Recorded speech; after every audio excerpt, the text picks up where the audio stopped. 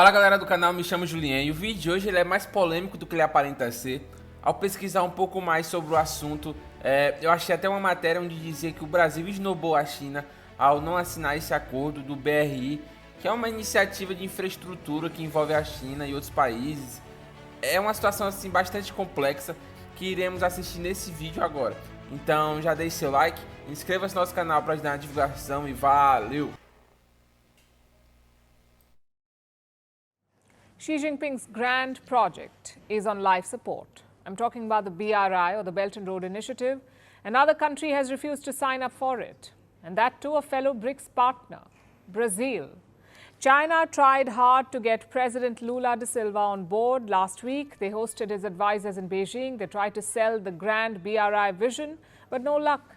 Brazil wants to keep its options open. It is okay with Chinese investments, but not binding agreements like the BRI. Listen to the President Lula's advisor. The Chinese call it the Belt and Road, and they can give whatever names they want, but what matters is that there are projects that Brazil has defined as a priority, and that may or may not be accepted by Beijing. It is a big setback for China because Brazil would have been a great addition. The biggest economy in South America, a country of more than 200 million people, a fellow BRICS member, and located right in the middle of America's backyard. China had everything mapped out. President Xi Jinping is traveling to Brazil next month. Chances are the BRI would have been a big headline. Xi's big success in Brazil, that's what they thought. But now he will return empty-handed. It's quite a U-turn for Lula too. Earlier this year, he was open to the idea of joining BRI. Chinese state media was thrilled about it. They wrote puff pieces about Lula's visionary policy. So what changed? Well, mainly two things. One, he was under pressure from the US. Last week, Joe Biden's trade representative visited Brazil. Her name is Catherine Tai. She cautioned Lula against joining BRI. She said Brazil should weigh the risks of such a decision. Of course, China was not happy about it. They called her remarks disrespectful. Nonetheless, they worked. Secondly, the BRI is not what it used to be. It started off with a bang in the last decade. More than $1 trillion invested, dozens of projects completed. It seemed like everyone wanted to sign up. But slowly, the true picture emerged. Most of the BRI deals were mired in secrecy. The projects turned into corruption scandals and the loans became a burden. When countries failed to repay, Beijing took its pound of flesh, like the Hambantota port in Sri Lanka. So the initial excitement disappeared.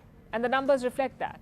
35% of the BRI projects ended in controversy, like corruption or labor violations. More than 200 projects led to unsustainable debt. Even China realizes this.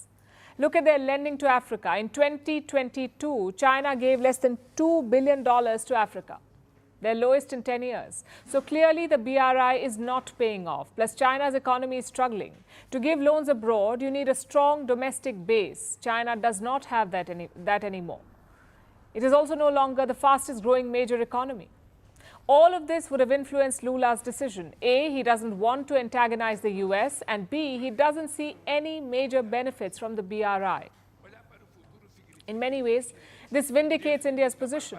New Delhi never joined the BRI. We've constantly questioned China's intentions, whether it's on saddling countries with debt or undermining their sovereignty or the feasibility of these projects. And looks like the world is catching up. Last year, Italy decided to leave the BRI. Italy was the only G7 member to join China's project, but they had nothing to show for it. I guess Brazil does not want to repeat that mistake. The question then is, where does that leave the Belt and Road? In a spot of bother. The project is not dead by any means. They still have hundreds of active investments and loans, but the momentum is gone. Brazil's entry could have rejuvenated the BRI, but their refusal will have the opposite effect. It will add to the gloom around it. And it's not like China can throw money at the problem because their economy cannot bankroll it anymore. Politically, it's also a setback to China's goals in Latin America. This region is seen as America's backyard.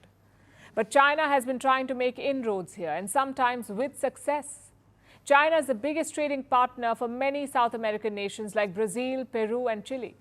They've also invested heavily in the region. But Brazil's decision shows that there is a long way to go. The US writ may have weakened there, but it has not disappeared. And for more on China-Brazil relations, let's turn now to Jiang Xishui. He is a professor and director for the Center of Latin American Studies at Shanghai University. Good morning to you, Professor. I want to start quickly by getting your reaction to the whole report we just heard and to see how China and Brazil could lead the way in advancing the global south. Well, as you know, China is one of the largest developing countries in the world, and Brazil is the largest developing country in the Western Hemisphere. So there are many opportunities for the two sides to cooperate on such global issues as for pushing for global governance, adjusting the so-called global order, as well as pushing forward bilateral cooperation in infrastructure, investment, trade, and people-to-people exchanges. And don't forget that nowadays, China has almost 150 partnerships with different countries. And the first country to establish this kind of partnership is Brazil. That was in the early 1980s. So you can see that there are so many common languages and there are common interests. So this kind of cooperation in political, economic, and cultural can be win-win. So I always say that China-Brazil relationship can be the best model for South-South cooperation. And I believe the future is very bright. Right, and so this strong bilateral relationship is truly, undeniable. And yet, just this week, a top advisor to Brazil's president, Lula da Silva, spoke to media and said that Brazil would not be joining the Belt and Road Initiative. Now, this is not an official announcement, we should say. But what are some reasons that could even spur such a move, Brazil not joining the Belt and Road Initiative? Well, I think many colleagues in China believe that Brazil is under some kind of external pressure, or say from the US. As you know, recently there's one senior US official said, well, do not sign it. Do not sign the BRI MOU. Well, I hope that Brazil will not take sides, but signing this kind of BRI document or joining China's efforts is good for Brazil. Okay, so it's also a win-win. And I often say to my friends in the US, now, China's help, China's investment, China's trade with the continent is very good for the economy of Latin America, including Brazil. And a more prosperous Latin America is good for the US, okay? So suppose the continent of South America, the Caribbean, Central America can be richer. I believe that the US will have less problems on the US-Mexican border. Look at today. Well, there are illegal migration, illegal drug trafficking. So the US should be happy about China's trade and China's investment with Brazil or other countries in the continent. Right, and Professor, we know that President Lula will be hosting President Xi Jinping for a state visit directly after the G20 summit in Rio de Janeiro. By all accounts, we can read this as yet another sign of these two countries, being really close. And how do you see this relationship growing? Yes, I